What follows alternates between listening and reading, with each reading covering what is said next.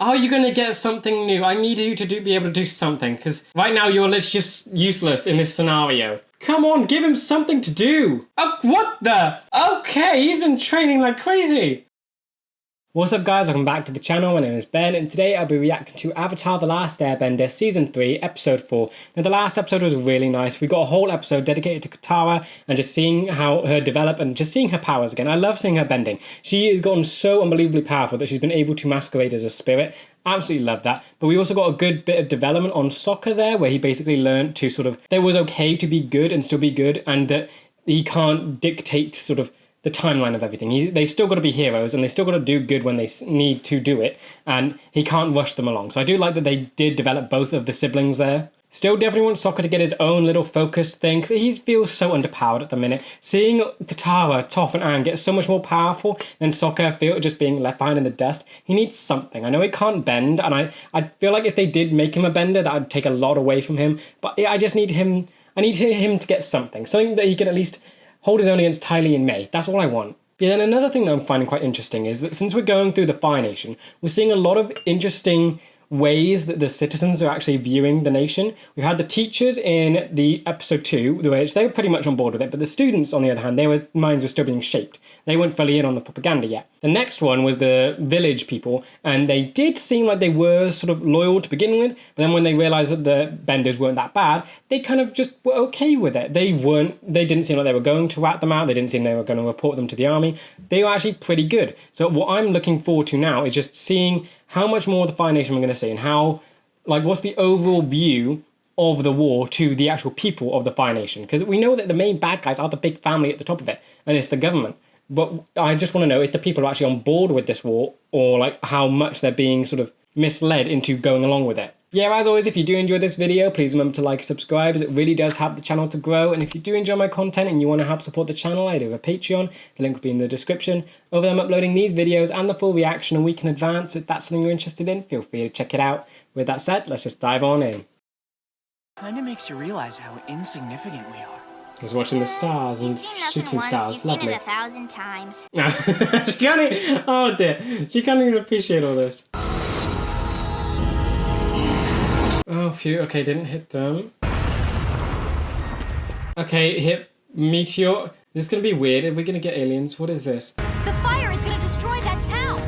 Not if we can stop it. Lovely, okay, good. They're still trying to be good and they're not just rushing along, so Sokka has learned. Amazing. I'll bend the water onto the fire. What should I do? Keep an eye on Momo. It can do nothing. There. Feel better? Are you gonna get something new? I need you to be able to do something, because right now you're just useless in this scenario. You're good in combat, but here you can't do much. There's so much power with her bending now. It feels so amazing. And Sokka just has to watch. So cool. Okay, this has got to be an episode about Sokka. There's no way they can't do all this and then just not do anything with him. Clear. Right. Stand clear. Just telling him to stand clear. Come on, give him something to do. Ah. That was cool. Good work, everybody.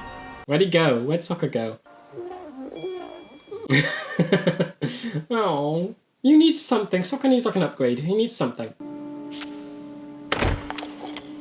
Oh, come on, you really... No, Iroh! Do nothing, you say nothing, you just eat and roll around in your own filth like a pig. How are they treating you like this? Oh.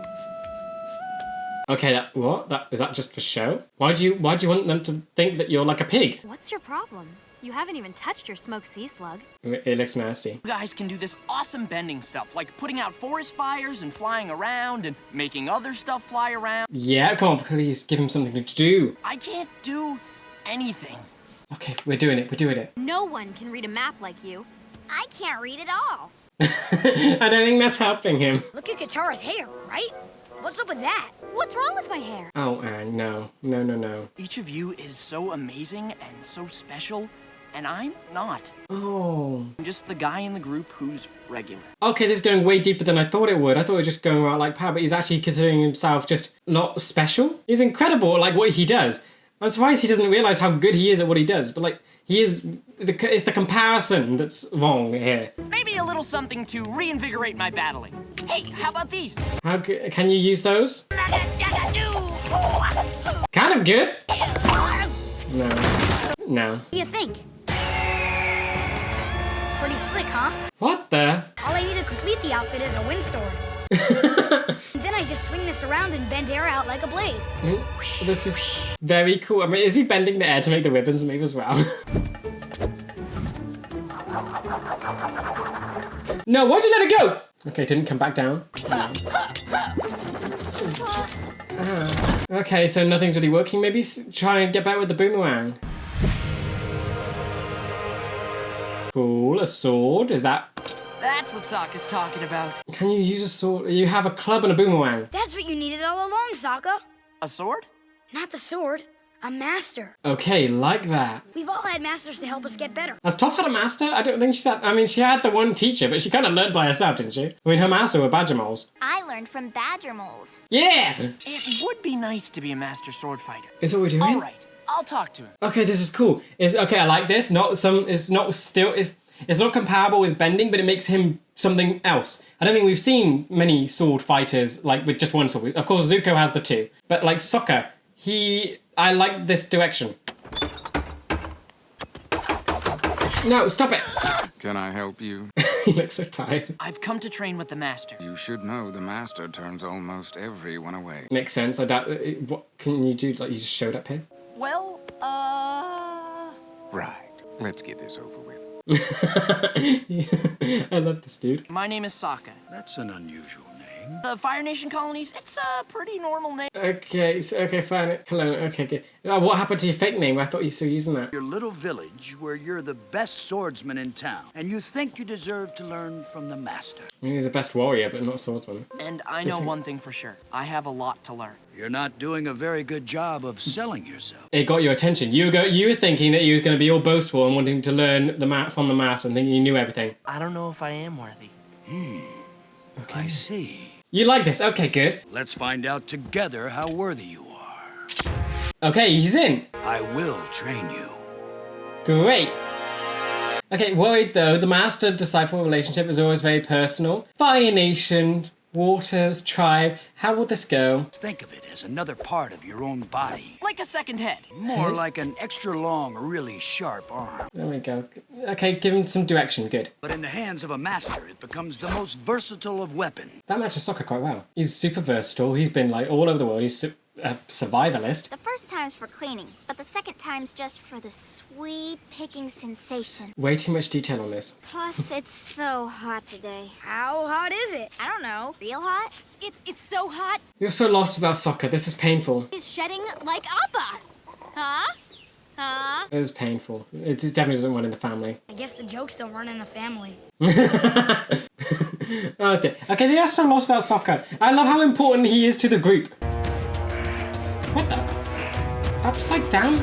Set up things? What are you doing? Okay, Iroh, keeping your body sharp, I guess? The first you will learn is calligraphy. Write your name. Writing my name will make me a better swordsman. He's already smudged the brush. You must learn to use your sword to stamp your identity on a battlefield. Fun metaphor, I guess. Cannot take back a stroke of the brush or a stroke of the sword. Okay, I do like that, but it's teaching the permanence. So this is about putting my identity on the page, right? What's he thought of? He's too enthusiastic.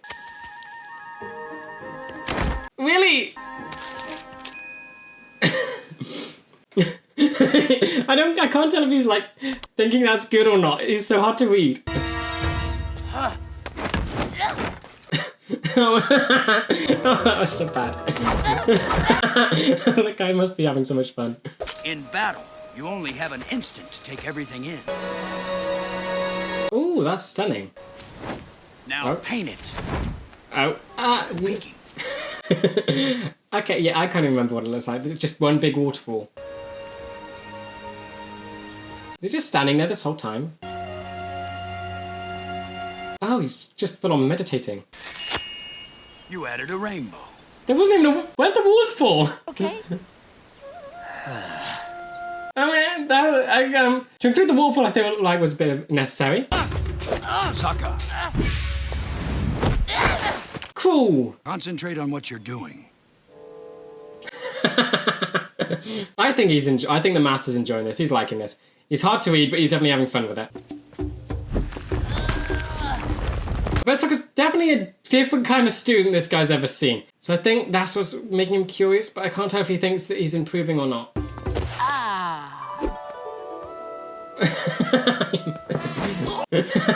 Hey, would you mind grabbing a cold drink for me? I'll take a slice of lemon in mine, please. Okay, yeah, you definitely like Sokka. Ooh. Okay, you're actually doing good. How long have you been training here? How long is this lasting?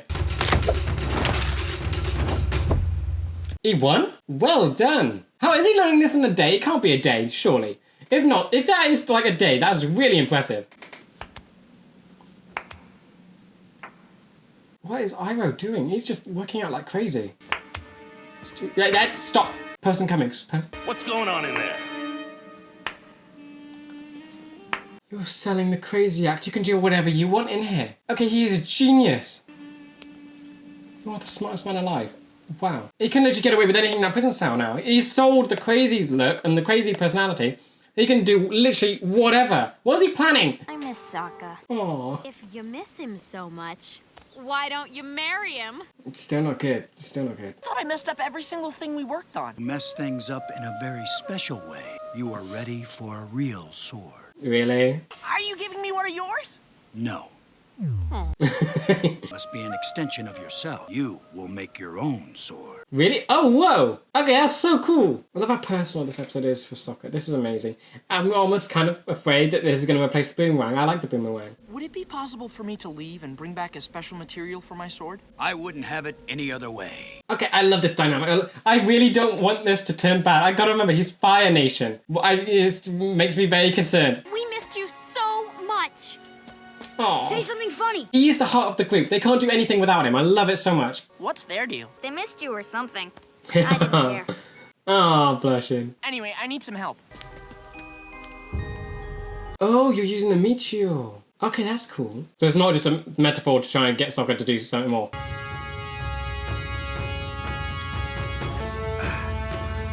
Oh, what the? Okay, he's been training like crazy. What is happening with Iroh? Who's this? Oh, these are my friends. Just other good Fire Nation folks. Okay, good. We'll make a sword unlike any other in the world. Okay, cool. But like, how do you know what kind of material it is? It's just what? Is it? I mean, you can't make a sword out of dirt. It's got to be a metal in it, right? I guess the material is working. They wouldn't be doing this if it wasn't working. Still going. Okay, I love this dynamic. Please don't turn bad. This has got to end badly. This episode's been really good so far. They're in the Fire Nation. There hasn't really been a bad thing happen yet. I mean, it's been going very well. I want to see this sword. It's got to be cool. Made from space rock. But I saw something in you right away. I saw a heart as strong as a lion turtle. No. It wasn't your skills that impressed me. No, it certainly wasn't your skill. You showed something beyond that. Creativity. Ooh, it's black. Wow. These are the traits that define a great swordsman. Okay, but not skill. I mean, skill is a big part of it, though. You are more worthy than any man I have ever trained. I love this. I love that they've all gotten masters. It's so good. You're wrong. I am not worthy. I'm not from the Fire Nation. I'm from the Southern Water Tribe. Well, shut up. I'm sorry. I'm sorry, too. Oh, great. No, come on. No. This is my fight. Alone. Yeah, plus it can be too easy if you don't get involved. You used to be the pride of the Fire Nation, our top general, the Dragon of the West. Can we get a different guard? This guy's so irritating. Look what you've become.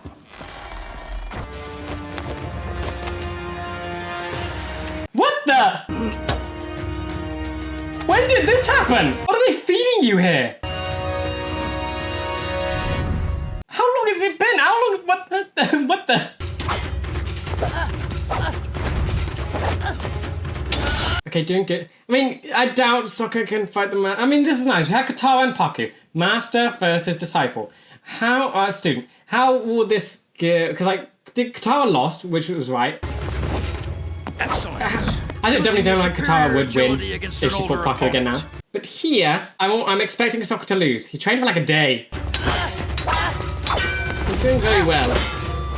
Okay, this guy's definitely going for killing. Okay, you both are. Use of terrain, fighting from the high ground. Nice. Okay, complimenting. Is he like he's teaching him while he's doing this? What was he doing? Ooh. Okay, I love this. He's using the environment against him. Oh, come on, that would have been so satisfying. Make them fight for you. Are you even what are you doing? I don't think he's trying to hurt him. I love this sort of the like shake on there. Oh! Very resourceful. You impressed? Are you loyal to the Fire Nation? What are you doing? Ah! No way. Oh!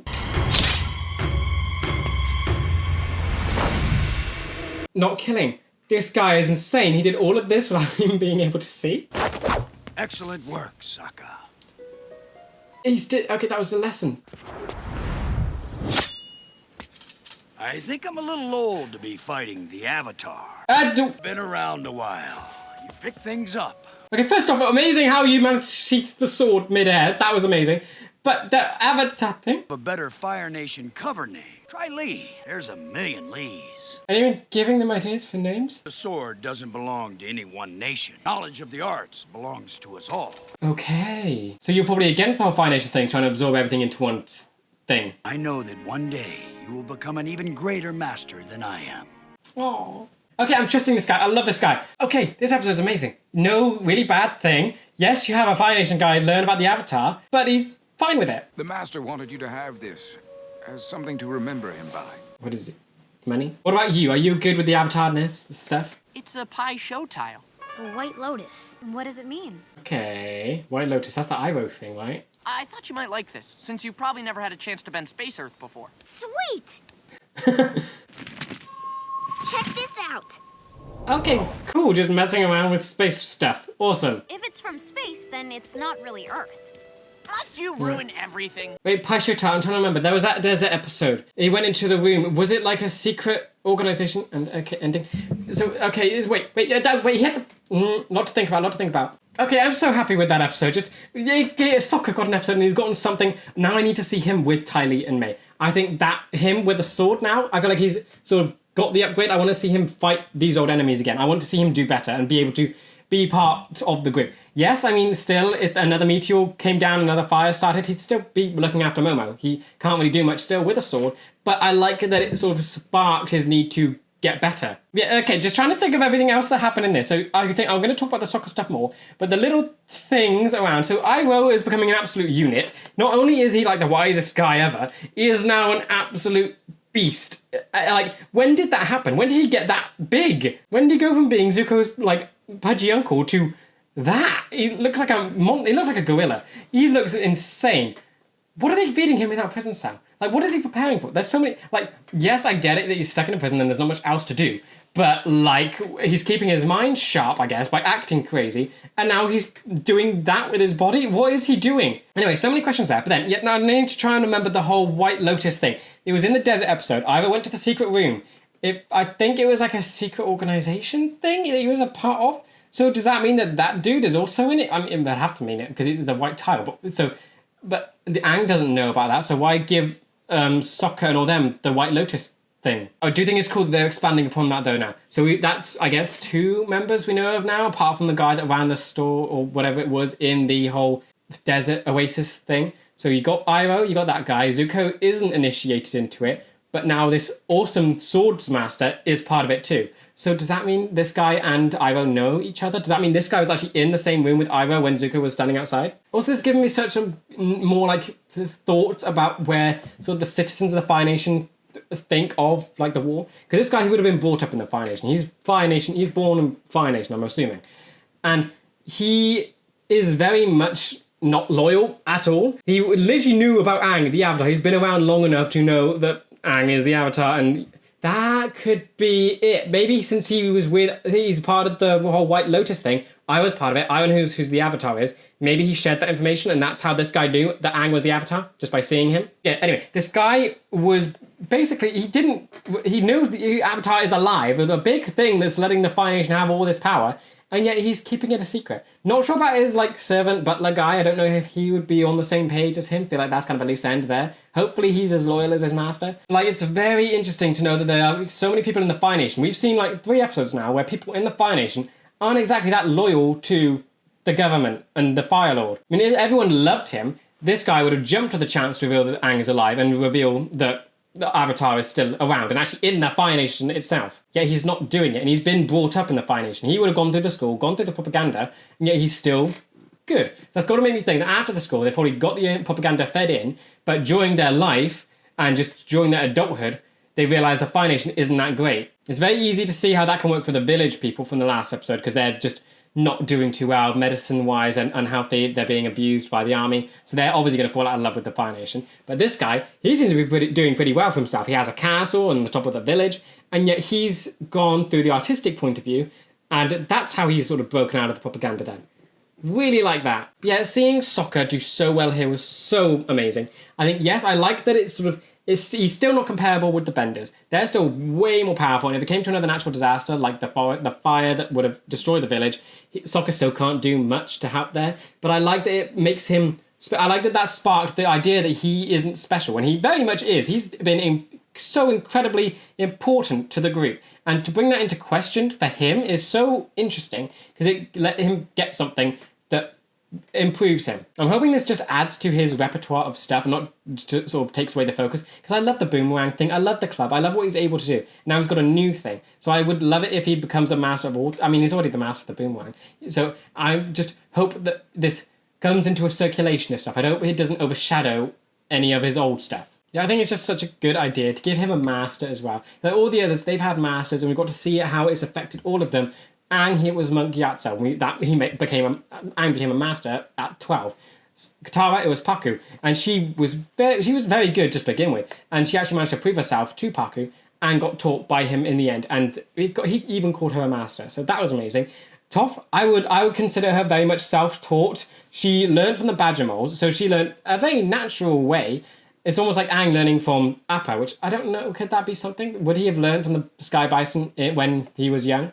Like learning, I feel like Toph's whole thing is so weird and cool. She can't she can't visually see, but she senses it all. She learned from the original Benders, and she got metal bending as well. So she's got a whole mess of stuff. And now Sokka has a master who's not Fire Nation, not related to, no, who is Fire Nation. He's not related to Southern Waterbender or his culture or anything. It's so different and unique. So you have this little Southern Water Tribe boomerang boy get taught by this awesome Fire Nation swords master, and it makes Sokka so interesting in that way, that he's the only part of the group that had a master that's not in line with his culture. Okay, 4 episodes into this season, and it's already incredible. See, episode 1 dealt with Aang and almost making him more mature in the sense that he has to hide the fact that he's the Avatar, and again, sort of, and stay hidden and basically hide the fact that the world does have hope still. So he's making people feel hopeless by staying hidden. But it made him mature a lot more, again, and that was only in episode 1. Episode 2 had them sort of mingling with the Fire Nation, getting that introduction to what's happening. Episode 3, focus on Katara, amazing, getting to see all her powers and just how much she's come, and how she's not willing to let sort of people suffer, and how she has that pure good heart. Now this episode, going in with Sokka, getting him so much development, and it's just incredible to see it. It didn't change him in any way. He doesn't mature, which I kind of love. He's still this childish goofball, yet they gave him such a good story here. Being able to learn sword art, and he did it in a day, which is impressive. I'm sure they mentioned that it was in a day. That is so impressive. He learned to wield a sword and actually learned a new form of combat in a single day. I mean, not the sword thing alone is impressive, but the fact that he learnt it so quickly shows how versatile and just adaptable he is. We already know he is quite adaptable just with his survival skills, but to pick up that sort of technique and art that quickly is so shocking. Add to this, I wouldn't be surprised if they gave Toph another focused episode. I don't personally think she needs it. She was already pretty amazing. I don't know if they would give her another development episode. I think the only thing up in the air right now for her is the parent situation. That's it. Wouldn't mind if they don't do it. Wouldn't mind if they did. But with the track record it's going on, it feels like they're just giving out so many heavy-hitting episodes dealing so well with all the characters. I can't wait to see what else they do with the run up to Black Sun. But yeah, just looking more at Sokka. So he is. I like that the episode started off with the meteor, because that is what sparked Sokka's inferiority complex. He didn't feel like he could do something. Factually, yes, he can't do much with a natural disaster where the benders can actually step in and do stuff. They can bend actual natural elements. Sokka just can't do it. And my fear was that they were going to sort of give him bending some way and just to make him on par with it, because I feel like that would be a very easy option to make this main character fit in and be able to do more with what I feel like there's definitely going to be much more bending involved later on. You're going to be dealing with the Fire Lord, Zuko, all of that. Azula is going to become very much heavily bending focused, and I don't see how I didn't see how Sokka was going to be able to fit in with all that. I think it would have been very easy to just make up a way for Sokka to gain bending and just be able to shove him in with all the others and have a cool scene where everyone fights with bending. And that would have just been a very easy and almost lazy way of solving it. Love that this sort of gave him the option to improve. Love that they didn't do that. They actually focused on his skill set that he has and just improving it there. Giving him a sword and giving him a new form of like fighting. Absolutely insane. Yes, he's great with the boomerang and the club and whatever, but it still didn't cut it with Ty Lee and May. And I get, would he have been self-taught with his boomerang and club thing? Because his dad was away and he left very young. I remember he was very young when he left. So he must have started practicing while his dad was around and probably got the basics, but didn't become a master in anything. He's still very good at it, but probably not as good as he could have been. He actually he got full-on training from it and got so good in a day that he was able to go against a master the way he did. That is so impressive, and it levels him up so much, and it makes him so much more powerful. After this, I want him to be able to go against Ty Lee and May, like 2-on-1, and be able to take them both down like this. I imagine he could easily take on May now and deflect her dart things, because that's daggers, with the sword. Ty Lee, I doubt she can even get close anymore. Now that he's armed with such like a deadly object, and it's not just the boomerang or the club, he can do so much now. And I feel like Ty Lee's probably the most annoying person you've got to take care of, and I hope Sokka is able to do that now. Also really appreciated how it showed off how important Sokka is to the group. Having those scenes where it's just them being kind of cringy and trying to sort of go about their day without Sokka. It basically shows what the show would have been like if he wasn't there. If it was just the Benders, it becomes empty because you have all these well-developed characters, but Sokka is the heart of it. He adds the comedy, he adds the light, and he, I guess, adds the urgency as well. He tells them what they need to do, and he's the one that kind of has all the boring jobs. He organizes stuff. And he is so important, and he's just so important and central to the group. I love that they actually showed what it's like without him being there, that their group is actually completely lost and don't know what to do without him. I mean, this episode reinforced his importance in so many ways, just seeing how it's important, because I think Sokka's the kind of character that an audience can gravitate to, because the audience doesn't have powers to do bending or stuff, but this is something an audience member could go and do. They could learn sword fighting. It's that sort of, because they could feel inferior to seeing these giant, powerful characters being able to mess with the elements like this. Sokka is the audience's perspective into this show and into this world, and getting to see him be able to do all this stuff along these people, I think is so important and good, and they just showed it off in such a good way. But yeah, the Master is definitely a super interesting I've got to look up his name, one sec. So yeah, Master Pandao, super interesting character. The fact that he was, I like the way that that Sokka convinced Pandao to train him. That he must have, even the butler, it made it clear that this guy has dealt with a bunch of people, come up to him, asked for lessons, who probably thought they were on top of the world and thought they were the best ever, that they had nothing left to learn, and that this guy was somehow the best and like the last obstacle to overcome. I love that Sokka came in and basically came in feeling worthless and unworthy to do all that, and it's just an interesting way to do it. It shows how good the Master is, that he's able to recognize Sokka in like this kind of fragile state and be able to, and just take him and make him better. It's like all the Master relationships we've seen have been they've been actually pretty different. Gyatso was like a parent figure. The badger moles, that was kind of just a random thing. I wouldn't say random, but it's quite just a funny thing. It's more natural, I guess. That's the more natural dynamic, and she's learning from the original Benders. Paku was about trying to prove yourself, and now this one is about feeling unworthy to even be taught by the Master. I love how they I love how they treat all the Masters so differently and how all the relationships are so different. It doesn't feel repetitive, and it feels so unique to each and every one. And I love the way the guy was teaching Sokka. It felt like Karate Kid. It felt like teaching him sort of different. Karate Kid, I guess, it was more not thinking about how.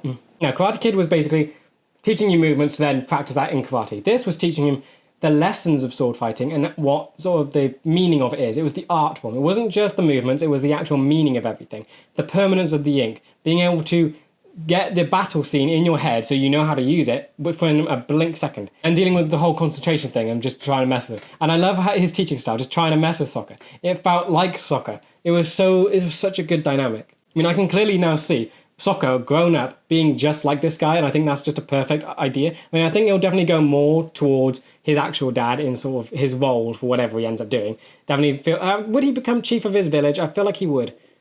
Unless Katara takes over, but then I feel like her journey is basically to go with Aang. Hopefully we'll get a new path for her and she doesn't just become Aang's wife and the Avatar's wife. But I hope that she has another role in that. Sokka is the older brother, so I'm assuming he would become chief. Was Dakota the chief? I think Dakota's the chief. Hakoda. I think so Sokka would become the next chief. Yeah, I like that this opened doors to where Sokka's story could go. He can either become he'd probably become both. Master swordsman, and that could travel through nations, and his students could be from anywhere, and he could also be chief of the Southern Water Tribe. And I think that's such a great journey for him to go on.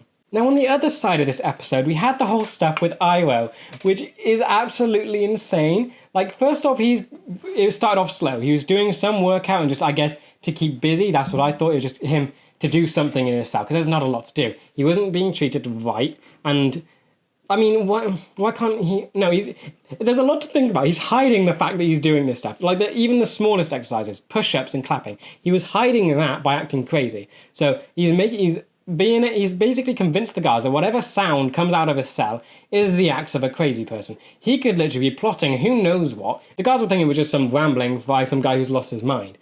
Iroh is within complete sanity and is able to do this sort of thing. And what on earth is he preparing for in this way? He's gone. I think we've seen like Iroh before. I think it was in season 1 where he thought he was abandoned, and then we got to see him fireburn for the first time and escape the Earth Kingdom when Zuko was going to leave him on the ship. It was in the hot springs or whatever. So we've seen what his body started off, and then this where he looks like a gorilla. He has put on so much muscle, and it's definitely not just exercising to kill time. He's got something planned. And I'm trying to think of what it could possibly be. He's stuck in this jail cell. What can he do? I mean, yes, he can still firebend. So, first, okay. In this episode, they managed to do so much with Sokka, and they've managed to do so much with Iroh. We already know he's basically a genius and incredibly wise. He's an exceptional firebender and incredibly powerful in that regard. And now he's becoming an absolute beast in just physicality. Like, what is the goal there? Like, if he wanted to break out of his prison cell, I imagine it would be pretty easy. He can probably use firebending to break the bars and then just firebend his way out of the prison cell. That is like its own thing, and I think it'd be pretty easy to do. But why on earth is he doing this? And he's quite old as well. So this is so impressive, and my mind is like spinning, trying to think what on earth is his goal here. So going on from there, it becomes the White Lotus thing. That's caught my focus. So it basically confirmed that Sokka's master is part of that whole group and that weird secret organization thing, which we still know nothing about. And I honestly forgot about it up until now. So they're definitely doing something with it. All we know is that Iroh was part of it, Zuko wasn't allowed to be in there, and now this Sokka's master is part of it too. So that's 2 Fire Nation people. I'm trying to think, I almost think, is it like a multi-nation thing? Because we've seen 2 Fire Nation people on it, but they're both sort of not with the Fire Nation. And that could explain how Pandau is about it. Does that mean maybe it's an organization designed to take down Ozai? Could that be something? Could it be like a coup within the Fire Nation and they're just getting high-up people to then replace Ozai? Because that would make sense. Iroh's a part of it. So if they were going to take down the Fire Lord, they need someone to replace him with. Iroh. So that could be what it is. And maybe that could explain why Zuko wasn't allowed to be in it, because he's very much, it'd be a conflict of interest. That also explains why Pandau knew about the Avatar, because Iroh knows about the Avatar is very much big topic part on the world, so of course they would share intel. It's very interesting that the guy actually gave Sokka the tile piece, because they don't know about the White Lotus, they have got no clue. The only one who kind of knows about it is Zuko. I wonder what impact it is going to have on the Avatar group then, because they just don't know anything about it. The white tile piece, they just consider it a board game thing. Is it going to have a more significant impact later? I mean, it has to. But it's just confusing. Like, what? How are they involved with the White Lotus now? How are the group, the Avatar gang, involved with the White Lotus? Why do they need the tile piece? Is it going to become important to them? Yeah, yet again, this episode did something the last couple did, showing that not everyone in the Fire Nation is loyal to the Fire Nation as a whole. Episode 2, you had the children who are kind of free-spirited, yet the teachers were the ones, basically government employees, teaching the children and moulding their minds to be loyal to the Fire Nation. So that is that whole thing, where we've got to see those citizens have some freedom and then sort of be sort of free-spirited, and then others who are trying to kill that free spirit before they go into adulthood. Then we got to see the village, which I guess is what the children... So we've gotten to see children of the Fire Nation. Now we've gotten to see adults of the Fire Nation, who have, I guess, been so mistreated by their own country that they still had that loyalty, though, at the end, where they were very angry at Katara. I think that mostly came from her pretending to be their spirit. But then I think some of it does come from just being in the Fire Nation as well. Because they said that you're not bad for a waterbender. That line stuck out to me. So obviously taught the waterbenders are bad and not good people. They probably taught that about all nations, Earth Nation, airbenders. They probably taught all of them weren't that great. I really definitely want to know what the Fire Nation is actually teaching them. Are they teaching them that all the other nations are evil or something? Did the Fire Nation actually think they are morally obliged to wipe out these people? Yeah, the little town, the little village, they're being abused by the army. Their whole place was being poisoned, basically, and they had a bunch of sick people, and all their medicine was going to the army. So they clearly weren't happy with what the Fire Nation were doing, yet they were still complacent. So the propaganda is very strong, and it takes a lot to break them out of it, but it shows that it can happen, and the Fire Nation are just... They're not careful with how they treat their citizens. They're not reinforcing the fact that the government should be loved. The government's doing whatever, they're mistreating the people, yet it's gotten to the point where if an outsider shows the people a nice thing, the citizens are likely to turn against the government. That's not a great thing, but it's good in the way that means... It's a good thing in the way that if Ozai can be overthrown, it means the replacement can be more easily accepted to a citizen compared to a civilization that loves their leader. And now in this one, this episode reinforced it again, because you had the Master and also the Butler. The Butler I want to focus on, because the Master, he was pretty okay with it. He was an artist, so he's much more freer in that regard, and I'm assuming his art style, and he said it didn't belong to any one nation, so I'm assuming he must have gone like Iroh and searched through the other nations and learnt the art of the sword by travelling and learning through cultures and learning different weapon practices and that sort of thing. So I would say he's well-travelled. I want to say he's well-travelled. But his whole artistic background, that is what allows him to break free from the propaganda and just sort of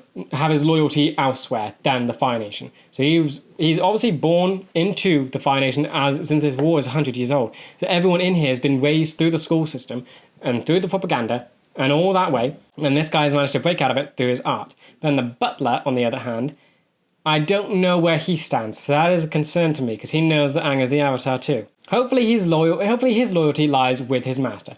And hopefully that isn't just a master-servant relationship, they are sort of closer than that, and there isn't just a job, because if it is just a job, I don't see this guy sort of holding on to any secrets. Yeah, I do like that that's 3 episodes now, back-to-back, showing that the civilization of the Fire Nation aren't exactly loyal to Ozai. Lastly, I just love the way these episodes are going, the way that it's preparing for the Black Sun. We've had so much. We had showing off Katara and sort of reinforcing the fact that the gang is going to help people no matter what. Even if they, I guess, miss the deadline, which would be pretty bad, they are not going to stop helping people. Love what that did. The first episode dealt with Aang staying hidden, so it's building up this whole idea that he is this secret weapon. The Fire Nation don't know he's alive, and that's sort of what the group are counting on, that they can use that surprise attack to catch the Fire Nation off guard and sort of take them down. Now this episode, it dealt with Sokka and getting him to a place where he can be useful during the invasion. I think every time we've seen Sokka, I feel like Sokka's enemies are Mei and Ty Lee. They're the ones. Everyone else can sort of fight Azula, Zuko, maybe Ozai. I don't know if they would fight Ozai. I mean, they kind of have to. I feel like Aang is the one that fights Ozai. But then that only leaves 2 benders. Ty Lee. That's how they fill it out. But yeah, Sokka is charged with fighting the non-benders, because that's what he's stationed at. But I don't think we've ever seen him beat Mei and Ty Lee. But I feel like now he definitely can. I want him to have a scene where he's fighting those 2. I want to see him fighting anyone, really, and just dominating the whole combat. Yeah, there's so many episodes of this show left still, and I can't wait to see what they're going to fill in between now and the eclipse. It seems so insane what they're doing already. They're dealing with the whole civilization, showing that not all the people are happy with the Fire Nation, or at least their loyalty is easily swayed, dealing with characters and getting them into a much better spot to, I guess, end the show with. And they've already set up a great arc right now for Aang, dealing with the fact that he's going through not being known and letting the world feel hopeless for a little bit. And it's maturing him. And I can't wait to see where that arc ends when he finally reveals that the Avatar isn't gone. And like, what do they do there? Yeah, I'm so excited to see where this goes now. I literally, at the end of each of these episodes, it feels like it could go absolutely anywhere, and I cannot wait to see what it deals with next. Most curious thing is what on earth Iroh is doing. I want to know the answer to that. I feel like that's going to be insane. With that said, that does bring me to the end of this video. I hope you guys enjoyed, and I will see you in the next one for Season 3, Episode 5. See ya!